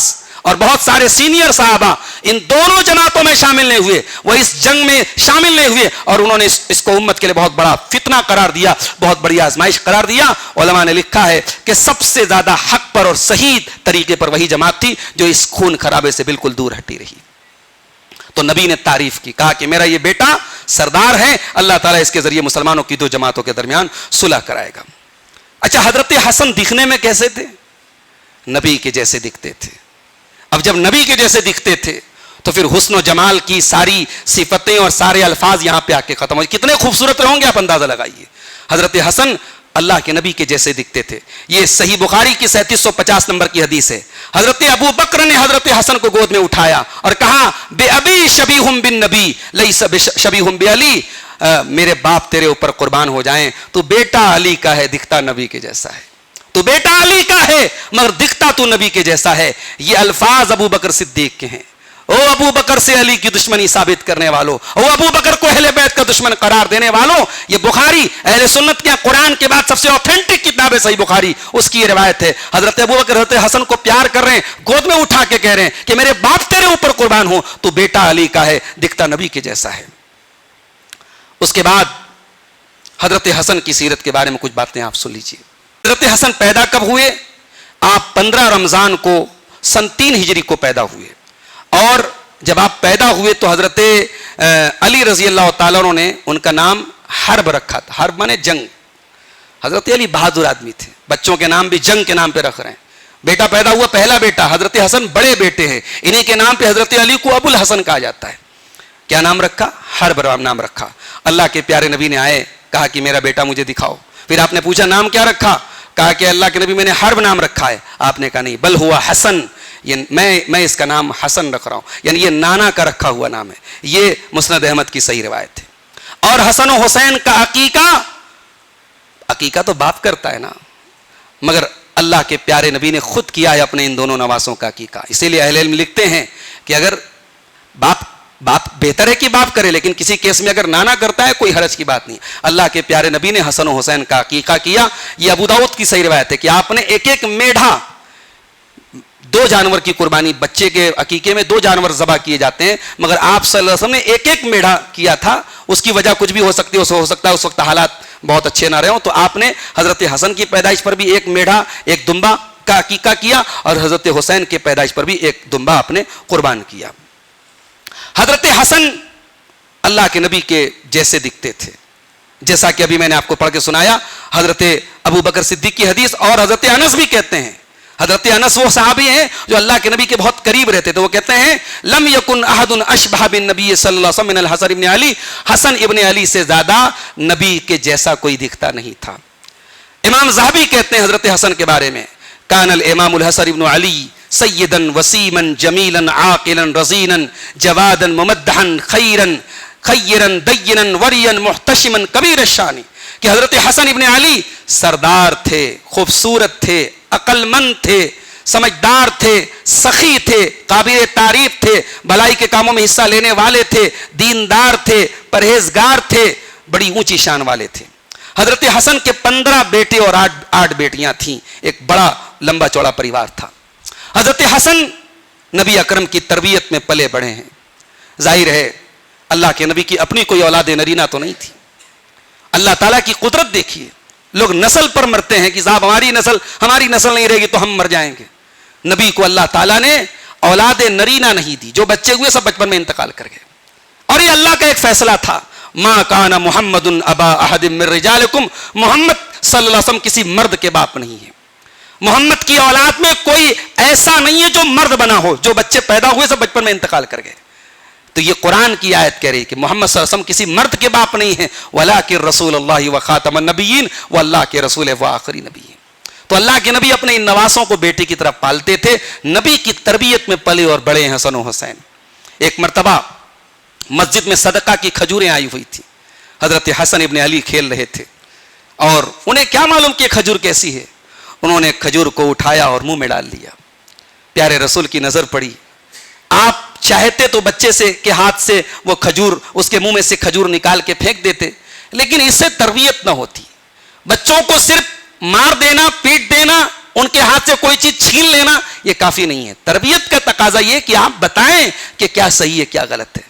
آپ نے حضرت حسن سے کہا کخ بیٹا تھوک دے, اس کو تھوک دے, نکال دے. اما شعرت ان لا ناکل الصدقہ, کیا تو نہیں جانتا کہ تو رسول کا نواسا ہے, تو رسول کے اہل بیت میں سے ہے, اور ہم صدقہ نہیں کھاتے, ہمارے لیے صدقہ جائز نہیں ہے. یہ تعلیم دے رہے ہیں اللہ کے پیارے نبی اپنے 5-6 سال کے نواسے کو. تو یہ تربیت تھی حضرت حسن کی جو اللہ کے پیارے نبی نے کی تھی. ہم لوگ جو وطر کی نماز میں دعائے قنوت پڑھتے ہیں, یہ دعائے قنوت بھی سیدنا حسن ابن علی کہتے ہیں, علمنی رسول اللہ صلی اللہ علیہ وسلم کلمات اقولہن فی الوتر, کہ رسول اکرم نے مجھے کچھ کلمات سکھائے ہیں جو میں وطر میں پڑھتا ہوں. وہ کلمات کیا ہیں؟ اللہم اہدنی فی من ہدیت, وعافنی فی من عافیت, وتولنی فی من تولیت, وبارک لی فی ما اعطیت. پوری دعائے قنوت حضرت حسن ابن علی نے پڑھ کے سنائی. جو دعائیں قنوت نبی نے 5 سال کے بچے کو یاد کرائی اور اس نے امت کو سکھائی, آج اس امت کا حال یہ ہے 60 سال کے 70 سال کے لوگ بوڑھے ہو گئے, دعائے قنوت ان کو یاد نہیں ہو سکی. بڑی بڑی باتیں کرنے والے اور ایران توران کی باتیں ہانکنے والے, ان سے پوچھو بھائی دعائے قنوت یاد ہے؟ یاد نہیں ہے. شرم آنی چاہیے اور چلو بھر پانی میں ڈوب مرنا چاہیے. اللہ کے نبی نے اپنے نواسے کو یہ کلمات سکھائے تھے, اور الحمدللہ آج اہل حدیث کا بچہ بھی اگر دعائے قنوت پڑھتا ہے وطر میں تو یہی دعائے قنوت پڑھتا ہے جو رسول اکرم نے اپنے نواسے کو سکھائی تھی. حضرت حسن ابن علی نے 15 حج کیے تھے, وہ بھی پیدل چل کے. سواری کا دور تھا, اونٹ سے جا سکتے تھے, گھوڑے سے جا سکتے تھے, مگر پیدل چل کر کے انہوں نے 15 حج کیے تھے. امام ذہبی جو ہے وہ لکھتے ہیں سیر و اعلام نبلا میں کہ حضرت حسن نے 15 حج جو ہے وہ پیدل چل کے کیے تھے. اسی طریقے سے حضرت حسن رضی اللہ تعالیٰ عنہ اللہ کے نبی کی زندگی میں جب پیارے رسول فجر کی نماز پڑھ لیتے تھے تو پیارے رسول صلی اللہ علیہ وسلم کی عادت تھی کہ آپ فجر کی نماز کے بعد مصلی پر بیٹھے رہتے تھے اور اللہ کا ذکر کرتے رہتے تھے یہاں تک کہ سورج نکل جاتا تھا, اور سورج جب بلند ہو جاتا تھا تب آپ اٹھ کر کے 2 رکعت یا 4 رکعت چاشت کی نماز پڑھتے تھے. تو اپنے نانا کے ساتھ یہ 5 سال کا 6 سال کا نواسا بھی اپنے نانا کے پاس بیٹھا رہتا تھا اور اپنے نانا کے ساتھ بیٹھ کر کے اللہ کا ذکر کرتا رہتا تھا. یہ رسول اکرم کے یہ نواسے یہ بھی اپنے نانا کے ساتھ چاشت کی نماز پڑھتے تھے. سخاوت کا کیا عالم تھا. ایک مرتبہ حضرت حسن ابن علی مسجد میں آئے اور اللہ سے دعا کرنے لگے, اللہ کے سامنے گریہ وزاری کرنے لگے. ان کے بغل میں, ان کے بازو میں ایک آدمی آ کر کے بیٹھا اور وہ اللہ تعالیٰ سے کہنے لگا, اے اللہ مجھے 10,000 درہم کا مالک بنا دے. حضرت حسن ابن علی نے, ان کو بڑا عجیب لگا, اور پھر ان کے دل میں آیا کہ شاید اس آدمی کو کوئی خاص ضرورت ہو, یہ اللہ تعالیٰ سے 10,000 درہم کا سوال کر رہا ہے. حضرت حسن گھر آئے اور 10,000 درہم نکال کر کے اس آدمی کے ہاتھ پہ رکھ دیے. یہ سخاوت تھی, یہ کرم تھا. یہ بہت کروڑ پتی لوگ نہیں تھے, بہت بڑے بزنس مین لوگ نہیں تھے, کھاتے کماتے لوگ تھے. رسول کے اہل بیت نے بڑی سادہ زندگی گزاری ہے, مگر صدقہ اور خیرات کا یہ عالم دیکھیے. آج مجھے افسوس کے ساتھ کہنا پڑتا ہے کہ ہماری دولت کے ساتھ, ہماری خوشحالی کے ساتھ اگر سب سے زیادہ کوئی چیز ہمارے سماج میں آئی ہے تو بخل اور تنگ دلی آئی. ہمارے دل تنگ ہوتے چلے جا رہے ہیں. آج اللہ کی راہ میں دینے کا جذبہ ختم ہوتا چلا جا رہا ہے. حضرت حسن ابن علی سے ہمیں سخاوت سیکھنی چاہیے. ایک مرتبہ حضرت حسن ابن علی نے غلام کو دیکھا. وہ غلام روٹی کھا رہا تھا اور وہیں پر ایک کتا بیٹھا ہوا تھا, اور وہ روٹی کھا رہا تھا, اسی میں سے ایک ٹکڑا اس کتے کو کھلا رہا تھا. تو حضرت حسن نے پوچھا اس غلام سے کہ تو ایسا کیوں کر رہا ہے. غلام تھا وہ. غلام نے کہا مجھے شرم آتی ہے, مجھے حیا آتی ہے, ایک حیوان میرے سامنے بیٹھا ہے, میں کھاؤں اور وہ بھوکا رہے, وہ زبان دکھا رہا ہے, مجھے حیا آتی ہے کہ میں کھاؤں اور وہ نہ کھائے. حضرت حسن ابن علی کے دل میں خیال آیا کہ اتنا اس غلام کے اندر ایک جانور کے متعلق اتنا رحم کا جذبہ. کہا کہ تیرا مالک کون ہے. گئے اس کے مالک کے پاس, اس مالک سے سودا کیا, اس غلام کو بھی خرید لیا اور اس باغ کو بھی خرید لیا, اور آ کر کے کہا کہ اے غلام تو نے حسن اخلاق کا اور ایک حیوان کے ساتھ حسن سلوک کا جو میرے سامنے رویہ اپنایا ہے مجھے وہ بہت بھایا, اور میں نے تجھے خرید لیا ہے, اور میں اللہ کو گواہ بنا کے تجھے آزاد کر رہا ہوں, اور اس باغ کا بھی میں تجھے مالک بنا رہا ہوں. یہ علامہ ابن کثیر نے البدایہ والنہایہ میں نقل کیا ہے. یہ حضرت حسن ابن علی کی سخاوت تھی. صحابہ کرام بہت احترام کرتے تھے حضرت حسن و حسین کا. حضرت عمر کے دور میں رجسٹر تیار کیا گیا. صحابہ کرام کو جو وظیفے دیے جاتے تھے, مال غنیمت سے جو رقم دی جاتی تھی, اس کا رجسٹر تیار, پہلی مرتبہ یہ رجسٹر تیار ہوا. تو اس رجسٹر میں جو سینئر صحابہ تھے, جب مہاجرین, سب سے پہلے مہاجرین کا نام لکھا گیا, اور اس میں حضرت علی کا جب نام لکھا گیا تو حضرت علی کے نیچے ان کے دونوں بچوں کا نام لکھا گیا. لوگوں نے اعتراض کیا کہ بھی ہمارے بچوں کا تو بہت بعد میں نام آ رہا ہے, یہ رجسٹر میں پہلے. تو حضرت عمر فاروق نے کہا تھا کہ تم بھول گئے کہ یہ رسول اکرم کے نواسے ہیں, ان کی قرابت ہے رسول اللہ کے ساتھ, اس لیے ان کا مقام وہی ہے. یہ صحابہ کرام کی نظر میں احترام تھا حسن و حسین رضی اللہ تعالیٰ عنہ کا. حضرت عبداللہ ابن عباس کبھی حسن و حسین کو گھوڑے پر دیکھ لیتے. عبداللہ ابن عباس تو ان کے چاچا لگتے تھے نا, ان کے چاچا لگتے تھے, لیکن یہ رسول کے نواسے تھے. احترام یہ تھا کہ کبھی گھوڑے پر وہ جانے لگتے تھے تو اس کی لگام پکڑ لیتے تھے کہ یہ رسول اکرم کے نواسے ہیں, رسول اکرم کے لاڈلے ہیں, اس لیے ان کا احترام کرتے تھے. اور حضرت علی رضی اللہ تعالیٰ عنہ خاص طور سے اپنے بڑے بیٹے حضرت حسن کو بہت عزت دیتے تھے. ایک مرتبہ حضرت علی نے اپنے بڑے بیٹے حضرت حسن سے کہا, اے میرے بچے تو تقریر کیوں نہیں کرتا. حضرت علی خود بہت بڑے خطیب تھے, حضرت علی بڑے فصیح اللسان تھے, ان کی زبان پہ اللہ تعالیٰ نے بڑی فصاحت عطا فرمائی تھی ان کو. تو آپ نے اپنے بیٹے حسن سے کہا, الا تخطب حتی اسمع کا, بیٹا تو تقریر کیوں نہیں کرتا, میں سننا چاہتا ہوں. تو بیٹے نے کہا, انی استحی ان اخطب وانا اراک, ابا جان آپ کو دیکھ کر کے مجھے شرم آتی ہے, میں آپ کے سامنے خطبہ نہیں دینا چاہتا. تو ایک مرتبہ حضرت علی کہیں چلے گئے اور ایسی جگہ جا کے بیٹھ گئے جہاں سے حضرت حسن نظر نہ آئے, اور وہاں پہ حضرت حسن خطبہ دے رہے تھے. تو حضرت علی نے وہ خطبہ سنا, فأد فَأَدَّى خُطْبَةً بَلِيغَةً فَصِیحًا، حضرت حسن نے بہت بلیغ، بہت اچھا خطبہ دیا۔ جب انہوں نے خطبہ دے لیا تو حضرت علی نے کہا، قرآن کی آیت پڑھی، ذُرِّيَّةً بَعْضُهَا مِن بَعْضٍ، کہ اولاد جو ہوتی ہے وہ بعض سے ہوتی ہے، اولاد پر ماں باپ کا اثر پڑتا ہے۔ یہ میرا بیٹا ہے، اللہ تعالیٰ نے اسے طلاقت لسانی دی ہے، اسے بولنے کا سلیقہ عطا فرمایا ہے۔ حسن ابن علی بہت ہی امن پسند تھے، خون خرابے سے ان کو بہت چڑ تھی۔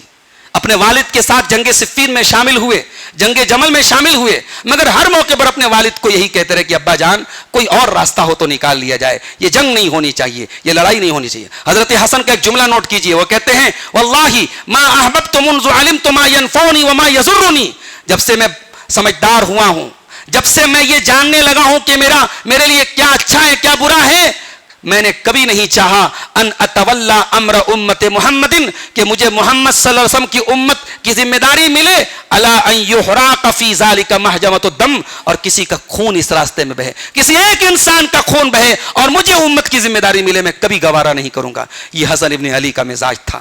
جب ان کے والد حضرت علی رضی اللہ تعالیٰ عنہ شہید کر دیے گئے، 40,000 لوگوں نے ان کے ہاتھ پر بیعت کر لی، اور وہ سب حضرت حسن کی اطاعت کرنے کے لیے تیار تھے اور جان دینے کے لیے تیار تھے۔ مگر جب حضرت معاویہ کی طرف سے صلح کا پیغام آیا، حضرت حسن رضی اللہ تعالیٰ عنہ نے فوراً قبول کیا، اور حضرت حسن نے اس موقع پر کہا تھا اِنَّا بَنُو عبد المطلب قد اصبنا من هذا المال، ہم عبد المطلب کی اولاد کو ہمیں جتنا مال ملنا تھا مل چکا، وَإِنَّ هَذِهِ الْأُمَّةَ قَدْ عَاصَتْ فِي دِمَائِهَا، یہ امت اب بہت خون بہا چکی ہے، بہت لڑ چکی ہے۔ پھر حضرت معاویہ کی طرف سے جب صلح کا پیغام آیا، حضرت حسن نے اس صلح کے پیغام کو قبول کیا۔ یہ صحیح بخاری کی 2704 نمبر کی حدیث ہے۔ اچھا، حضرت حسن نے صلح کیوں کی؟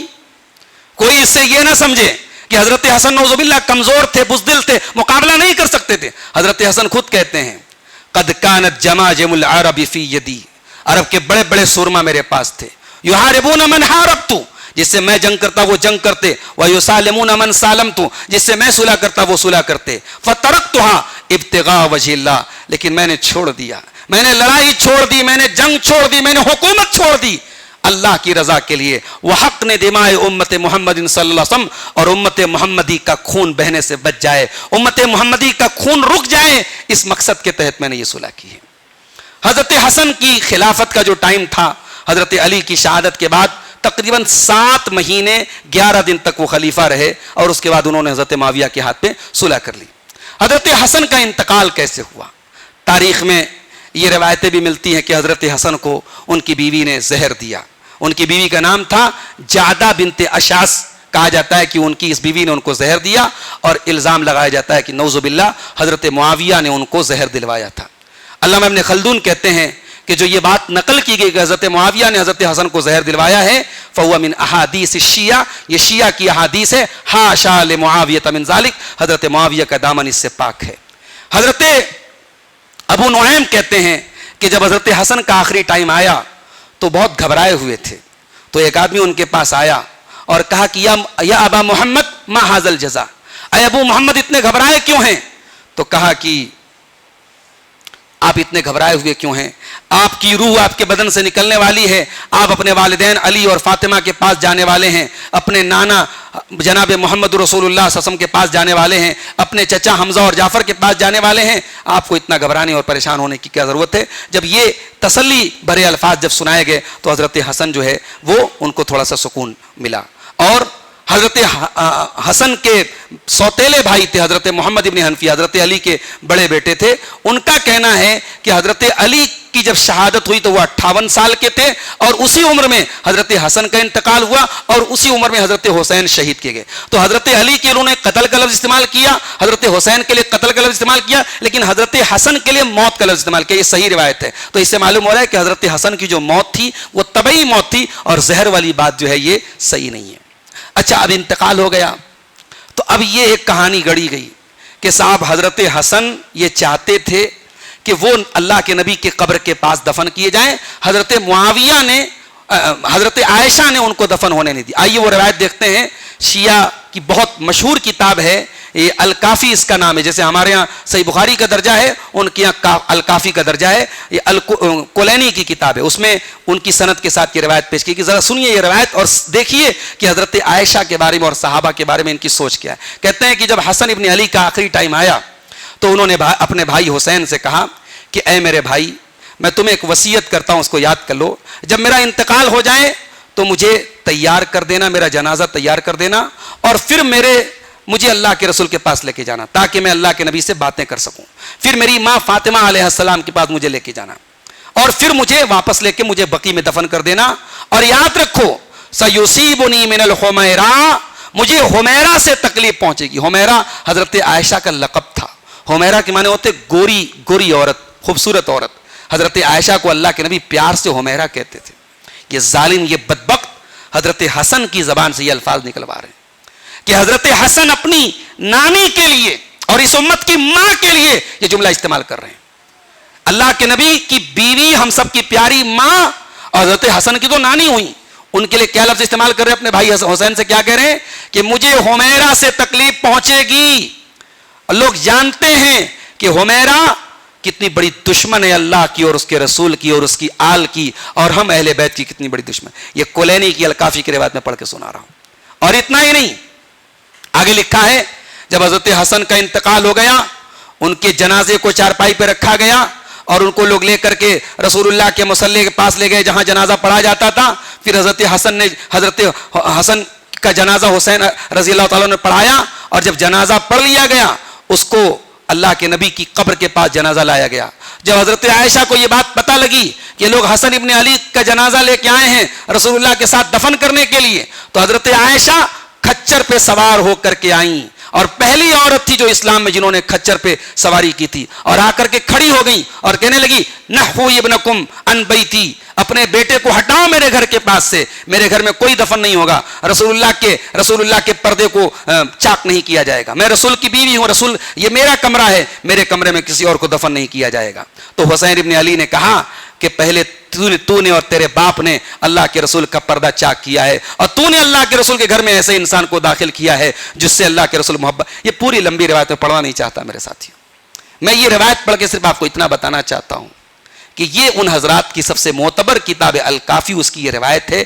حضرت عائشہ کو وہ اہل بیت کا دشمن قرار دیں, اور یہ الٹے سیدھے الفاظ حضرت عائشہ کی زبان سے ان کی کتاب میں نقل کیا گیا ہے.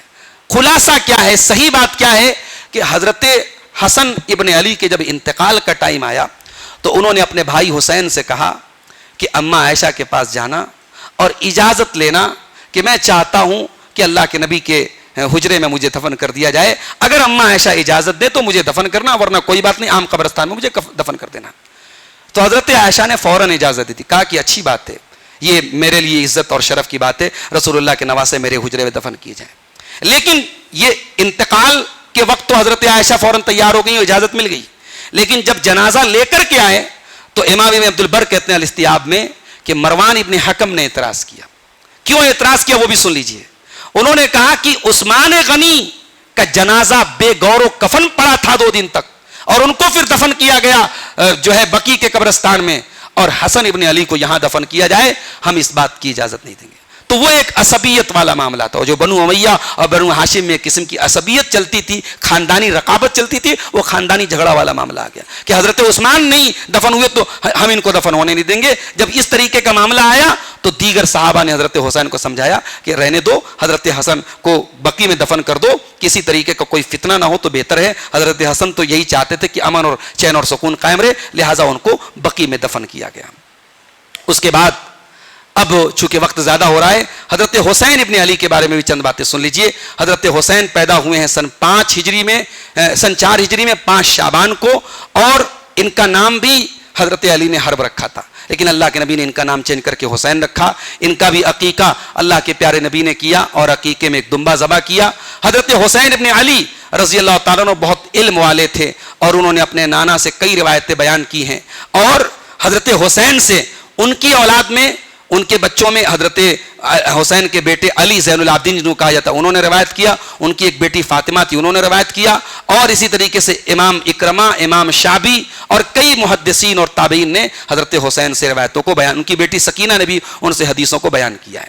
حضرت حسین کا بھی صحابہ کرام بہت احترام کرتے تھے. حضرت عبداللہ ابن عباس ان کے گھوڑے کے لگام تھام لیتے تھے. اور اسی طریقے سے عمرو بن عاص بیٹھے ہوئے تھے خانہ کعبہ کے پاس, حضرت حسین ابن علی نظر آئے تو حضرت عمرو بن عاص نے کہا ھذا احب اہل الارض الی اہل السماء, کہ زمین میں سب سے زیادہ محبوب اگر کوئی انسان آسمان والوں کو ہے تو یہی انسان ہے, حسین ابن علی ہیں.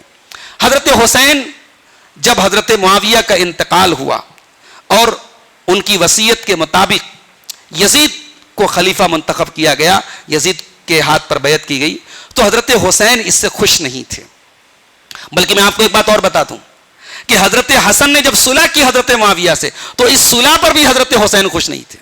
انہوں نے اعتراض کیا تھا اس صلح کے اوپر, مگر چونکہ حضرت حسن بڑے بھائی تھے انہوں نے سمجھایا بجھایا اور ان کے سمجھانے بجھانے پر حضرت حسین مان گئے. حضرت حسین اس صلح کے حق میں نہیں تھے, وہ یہ چاہتے تھے ہمارے والد جنگ کرتے رہے ہم بھی جنگ کریں گے. تو جو حضرت معاویہ کا جو صلح کے بعد جو 20 سال کا دور حکومت رہا ہے, اس پورے دور حکومت میں حضرت حسین حضرت حسن یہ دونوں حضرت معاویہ کے پاس آتے تھے اور پوری رسپیکٹ ان کو ملتی تھی, پورا احترام ملتا تھا. ان کے تعلقات بہت خوشگوار تھے حضرت معاویہ کے ساتھ اور ان کے گھر والوں کے ساتھ. لیکن جب حضرت معاویہ کا انتقال ہوا اور یزید کے لیے بیعت کی جانے لگی تو حضرت حسین اس بیعت کے لیے تیار نہیں ہوئے. لیکن کیوں تیار نہیں ہوئے, انہوں نے کبھی کلیئرلی کھل کر کے یہ نہیں کہا کہ میں اس بیعت کے لیے کیوں تیار نہیں ہوں. جب مدینہ کا گورنر ولید ابن عقبہ اس نے آدمی بھیجا کہ جا کر کے حضرت حسین سے کہو کہ ہمارے ہاتھ پہ یزید کی بیعت کریں, تو حضرت حسین نے کہا کہ میں کوئی معمولی آدمی نہیں ہوں, میں رسول اکرم کا نواسا ہوں, میں سب کے سامنے کروں گا, اوپنلی کروں گا, اکیلے میں نہیں کروں گا. اتنا کہا انہوں نے اور راتوں رات وہ مکہ چلے گئے. ایک بار بھی انہوں نے کھل کر کے اس بات کا اظہار نہیں کیا کہ میں کیوں یزید کے ہاتھ پر بیعت نہیں کرنا چاہتا ہوں. جب مدینہ چھوڑ کر کے مکہ پہنچے ہیں اور اس کے بعد لگاتار اہل عراق کی طرف سے اہل کوفہ کی طرف سے خطوط لکھے گئے, کوفہ کے لوگ ملنے آ رہے ہیں اور کہہ رہے ہیں کہ ہم آپ کو اپنا امام مانتے ہیں, ہم آپ کو اپنا خلیفہ مانتے ہیں. تو حضرت حسین رضی اللہ تعالیٰ عنہ نے مسلم بن عقیل کو, جو ان کے چچا کے بیٹے تھے, ان کو حالات کا پتہ کرنے کے لیے بھیجا. اس موقع پر جو کوفہ کے جو گورنر تھے حضرت نعمان بن بشیر تھے, ان کی پالیسی بڑی نرمی والی تھی. یزید کو محسوس ہوا کہ ان کی پالیسی کی وجہ سے کوفہ کے اندر حالات خراب ہو رہے ہیں, تو یزید نے ان کی جگہ گورنر بنا دیا عبید اللہ ابن زیاد کو, جو بہت خوخار قسم کا اور بہت واہیات قسم کا آدمی تھا. عبید اللہ ابن زیاد جب کوفہ کا گورنر بنا تو اس نے بڑی سختی کا معاملہ کیا, مسلم ابن عقیل کو قتل کروایا.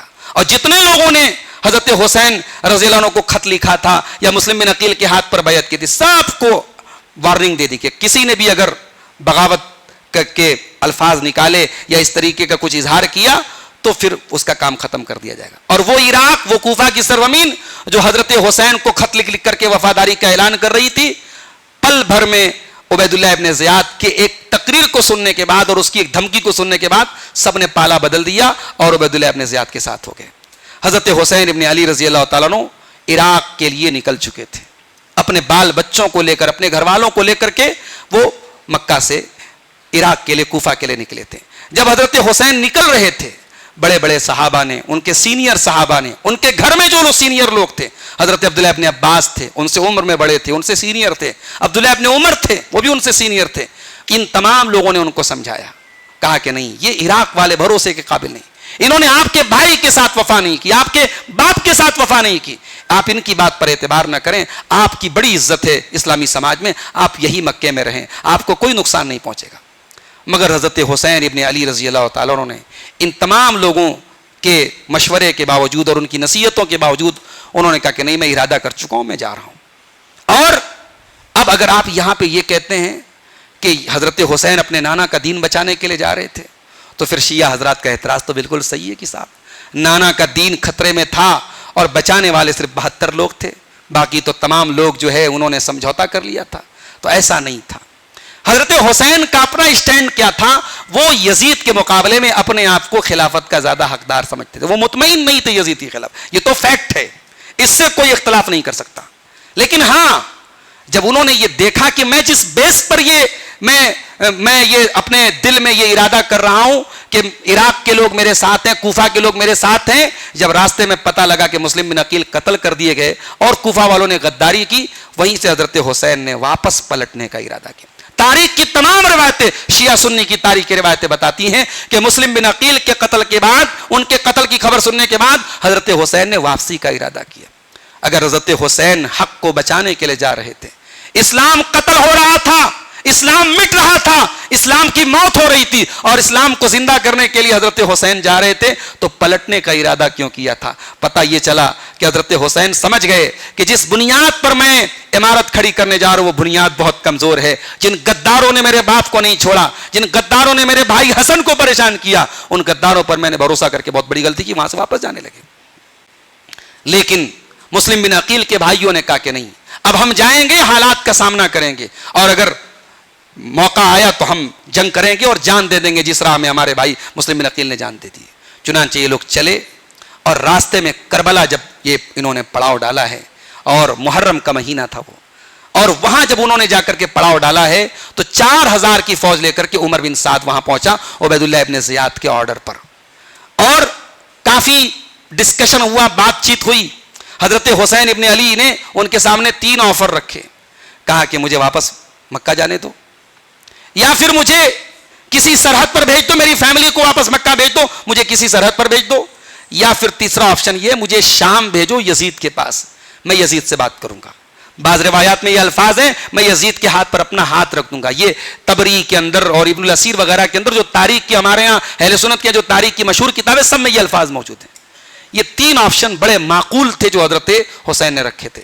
مگر وہاں بات بن چکی تھی، وہاں ابن زیاد کی ضد نے، ابن زیاد اس بات پر اڑ گیا کہ نہیں، آپ کو میرے ہاتھ پر بیعت کرنی پڑے گی، آپ کو میرے ہاتھ پہ یزید کی بیعت کرنی پڑے گی. حضرت حسین رضی اللہ تعالیٰ عنہ اس ذلت و رسوائی کے لیے تیار نہیں. انہوں نے کہا ٹھیک ہے، اگر ایسی بات ہے تو ہم جنگ کریں گے. اور پھر جنگ ہوئی. 4000 لوگوں کے سامنے یہ 72 لوگ کتنی دیر تک جنگ کرتے ہیں؟ 10 محرم الحرام سن 61 ہجری کو یہ دردناک حادثہ پیش آیا. امت کی تاریخ کا یہ سیاہ دن تھا جس دن نواز رسول اپنے گھر والوں کے ساتھ، اپنے اہل بیت کے ساتھ شہید کیے گئے، اور حضرت حسین بھی لڑتے لڑتے شہید ہوئے. وہ چاہتے تو ابن زیاد کی بات مان لیتے، مگر انہوں نے عزت اور خودداری کی موت کو ذلت کی زندگی پر ترجیح دی، اور اللہ کی راہ میں لڑتے لڑتے شہید ہوئے. حضرت حسین کے بدن پہ 33 زخم تھے. حضرت حسین کے ساتھ 72 لوگ شہید ہوئے، جس میں سے 17 لوگ ان کے اہل بیت میں سے تھے، اور ان کے گھر والوں میں صرف ان کا ایک بیٹا علی الاصغر جو ہے وہی بچے تھے، وہ بیمار تھے. حضرت حسین کی شہادت کے وقت عمر جو ہے تقریباً 57-58 برس کی تھی. ان کے قاتل کا نام سنان ابن انس نخعی تھا. کئی لوگوں نے مل کر کے ان کو قتل کیا تھا، اس میں جو معروف نام ہے وہ سنان ابن انس نخعی ہے. اب رہ گیا یہ سوال کہ حضرت حسین کے اس قتل میں یزید کا رول کیا تھا. تو بہرحال یہ واقعہ یزید کے دور میں ہوا تھا، اور اس بات کا تو کوئی پروف ہمارے پاس نہیں ہے کہ یزید نے حضرت حسین کے قتل کا حکم دیا تھا، اور اس بات کا بھی کوئی پروف نہیں ہے کہ وہ اس قتل پر راضی تھا. اور ہمارے سامنے جو تاریخ کی روایات ہیں وہ یہ بتاتی ہیں کہ حضرت معاویہ نے اپنے انتقال کے پہلے جو وصیت نامہ لکھا تھا، اس وصیت نامہ میں خاص طور پر حضرت حسین کے ساتھ حسن سلوک کا حکم دیا تھا. اس وصیت باپ کی، وہ وصیت کی ہوتے ہوئے بھی یہ بات سمجھ میں نہیں آتی کہ یزید نے اس طریقے کا معاملہ کیا ہوگا. لیکن ہاں، اس پورے معاملے میں یزید کے متعین کردہ گورنر ابن زیاد کا جو رول ہے وہ بہت ہی گھناؤنا ہے. اور بخاری کی روایت ہے کہ ابن زیاد کے پاس حضرت حسین کا سر کاٹ کے لایا گیا. وہ رسول کے نواسے جن کے لبوں کو رسول چوما کرتے تھے، ان کے سر کو تشت پہ کاٹ کے لایا جانا، یہ خود بہت بڑی بدبختی کی بات ہے، اور یہ بہت بڑا ظلم ہے، یہ بہت بڑی عداوت ہے جو حضرت حسین کے ساتھ برتی گئی. اور ظاہر ہے علامہ ابن تیمیہ کا یہ جملہ ہے کہ روئے زمین پر جتنے لوگ حضرت حسین کے قاتل تھے، ان کے قتل میں جتنے لوگوں نے حصہ لیا تھا، ان کے اوپر اللہ کی، اس کے فرشتوں کی اور تمام زمین والوں کی، آسمان والوں کی لعنت برستی رہے گی. لیکن میرے پیارے ساتھیوں، سوال یہ ہے، حضرت حسین کی زندگی میں اور ان کے نصیب میں یہ شہادت کی موت لکھی تھی، اور یہ اسلامی تاریخ کی کوئی پہلی شہادت نہیں تھی. حضرت حسین یقیناً بہت بے دردی سے شہید ہوئے، مگر ان کے والد حضرت علی ان سے افضل تھے. وہ نماز کی حالت میں شہید کیے گئے. ان سے پہلے داماد رسول عثمان غنی 40 دن تک اپنے گھر میں گھیر کر محاصرہ کر کے بھوکے پیاسے روزے کی حالت میں تلاوت کرتے ہوئے شہید کیے گئے. ان سے پہلے عمر فاروق فجر کی نماز پڑھاتے ہوئے شہید کیے گئے. اسلامی تاریخ شہیدوں کے خون سے رنگین ہے. یہ اسلام کا مزاج نہیں کہ شہادتوں پہ غم منایا جائے، شہادتوں پہ ماتم منائے جائیں. اللہ کے نبی کو حضرت حمزہ کی شہادت کا بہت غم تھا. نبی بہت محبت کرتے تھے اپنے چچا سے. حمزہ شہید ہوئے، کیا نبی نے حمزہ کے نام کا کوئی تعزیہ نکالا؟ حمزہ کے نام سے کوئی اپنے گھر میں جھنڈا لگایا؟ حمزہ کے نام پہ نبی کے گھرانے کی عورتوں نے سینہ پیٹا ہے۔ یہ سینہ کو بھی کرنا، یہ ماتم کرنا، یہ نوحے پڑھنا، یہ گھروں پہ غم کے جھنڈے لگانا، یہ غم کی علامت کے طور پہ کپڑے پہننا، یہ گوشت نہ کھانا، یہ گھر میں جھاڑو نہ دینا، یہ اس مہینے میں شادی نہ کرنا، یہ تمام جاہلیت کے طور طریقے ہیں۔ اور حسین کے نانا کے دین میں اس بات کی کوئی گنجائش موجود نہیں ہے۔ جس کو حسین سے کھا کے شفا ہے، کربلا کی مٹی کو لوگ کھا کے شفا کہتے ہیں۔ ارے میرا عقیدہ تو یہ ہے، حضرت حسین ابن علی نواسے رسول تھے، وہ اس نبی کے نواسے تھے جس نبی نے امت کو توحید سکھائی تھی۔ کسی مٹی کے بارے میں یہ عقیدہ رکھنا کہ اس میں شفا ہوتی ہے، اور وہ بھی کربلا کی مٹی، جس سرزمین پر سیدنا حسین رضی اللہ عنہ کے ساتھ اتنا بڑا ظلم کیا گیا، اس سرزمین کی مٹی کو شفا سمجھنا یہ جہالت ہے میرے پیارے ساتھیوں۔ حضرت حسین ابن علی ان تمام چیزوں سے بیزار ہیں، اور ہمارا یہی عقیدہ ہے میرے بھائیوں۔ ہم اہل بیت سے بھی محبت کرتے ہیں، ہم اصحاب رسول سے بھی محبت کرتے ہیں، اور ہماری محبت اہل بیت اس بات کی محتاج نہیں ہے کہ ہم صحابہ رسول پر ہم تبرہ کریں اور صحابہ رسول پر ہم لان تان کریں، تب یہ مانا جائے گا کہ ہم اہل بیت سے محبت کرتے ہیں۔ الحمدللہ ہمارے دونوں ہاتھ میں لڈو ہیں، ہم صحابہ کرام سے بھی محبت کرتے ہیں اور ہم اہل بیت رسول سے بھی محبت کرتے ہیں۔ یہ دونوں نبی کے چہتے تھے، جن سے نبی پیار کرتے تھے اور جو نبی کا چہتا تھا ہم اس سے محبت کرتے ہیں۔ اللہ تعالیٰ سے دعا ہے رب العالمین ہمیں حسن و حسین سے محبت کرنے والوں میں شامل فرما دے۔ الہ العالمین ہمیں اہل بیت سے محبت کرنے والوں میں شامل فرما دے۔ اہل بیت کی محبت کے نام پہ ہمارے وہ بھائی جو مبالغہ آرائی سے کام لیتے ہیں، غلو سے کام لیتے ہیں، اہل بیت کی شان میں ایسی باتیں کرتے ہیں جن سے اہل بیت بری ہیں، اللہ تعالیٰ ہمارے ان بھائیوں کو صحیح سمجھ عطا فرمائے۔ محرم الحرام کا یہ مہینہ ان 4 مہینوں میں سے ایک ہے جو اسلام میں حرمت والے مہینے ہیں، جس میں کسی مسلمان کی عزت و آبرو پر حملہ کرنا حرام ہے۔ جس مہینے میں عام مسلمان کی عزت و آبرو پر حملہ کرنا حرام ہے، اس مہینے میں اصحاب پیغمبر کو برا بھلا کہا جاتا ہے، اصحاب پیغمبر کی حرمتیں پامال کی جاتی ہیں۔ اللہ تعالیٰ ان لوگوں کو صحیح سمجھ عطا فرمائے اور ہمیں صحابہ کرام اور اہل بیت دونوں کا مقام سمجھنے کی توفیق عطا فرمائے، آمین۔ وآخر دعوانا الحمدللہ رب العالمین، والسلام علیکم ورحمۃ اللہ وبرکاتہ۔ مولانا عبد الغفار سلفی کے بیانات سننے کے لیے مولانا کے اس آفیشیل چینل کو سبسکرائب کریں۔